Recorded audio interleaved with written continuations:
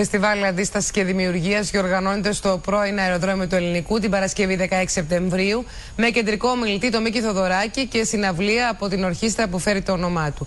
Ήδη στο πρώην αεροδρόμιο λειτουργεί η έκθεση 130 καλλιτεχνών με θέμα «Όχι στο ξεπούλημα, ναι στο Μητροπολιτικό Πάρκο». Ένα Μητροπολιτικό Πάρκο με πολύ πράσινο, πολιτιστικές και αθλητικές εκδηλώσεις, ανοιχτό στο κοινό και κυρίως ένα πάρκο που να παραμείνει στη δημόσια περιουσία, είναι η φιλοδοξία των κατοίκων της περιοχής για το πρώην αεροδρόμιο του Ελληνικού. Στο πλευρό των δημάρχων Αλήμου, Γλυφάδας, Ελληνικού και Αργυρούπολης στέκεται ο Μίκης Θοδωράκης. Μπορούμε να στήσουμε εκεί πέρα πολλές σκηνές που να είναι πολλοί τραγουδιστές, να είναι θέατρο, να είναι χορός, να είναι εκθέσεις ζωγραφικής, να είναι ομιλίες. Αυτά με τους καλλιτέχνες, αλλά και αθλητισμός επίσης μπορεί να γίνεται. Και να είναι συνεχώς κόσμος εκεί.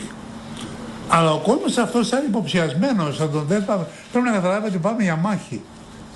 Να το καταλάβει ο κόσμος και η νεολαία η οποία είναι απούσα. Στον εξωτερικό χώρο του κτηρίου Ξηφασκίας στο πρώην Δυτικό Αεροδρόμιο προγραμματίζεται Φεστιβάλ Αντίστασης και Δημιουργίας με κεντρικό ομιλητή τον Μίκη Θοδωράκη την ερχόμενη Παρασκευή. Έχει εκπονηθεί μελέτη έρευνα από το Εργαστήριο Αστικού Περιβάλλοντος και στον τύπο έχει παρουσιαστεί και σε πολλές εκδηλώσεις που δείχνει ότι και αναγκαίο είναι να γίνει αυτό το πάρκο εκεί και ρεαλιστικό και εφικτό είναι. Τους καλλιτέχνες που παίρνουν μέρος στη συναυλία θα πλαισιώσει η Λαϊκή Ορχήστρα Μίκης Θοδωράκης. Ο συνθέτης άσκησε σκληρή κριτική στην κυβέρνηση, λέγοντας μεταξύ άλλων ότι μέσα σε 18 μήνες ανέβασε το δημόσιο χρέος και τώρα περνά στη ρευστοποίηση της χώρας.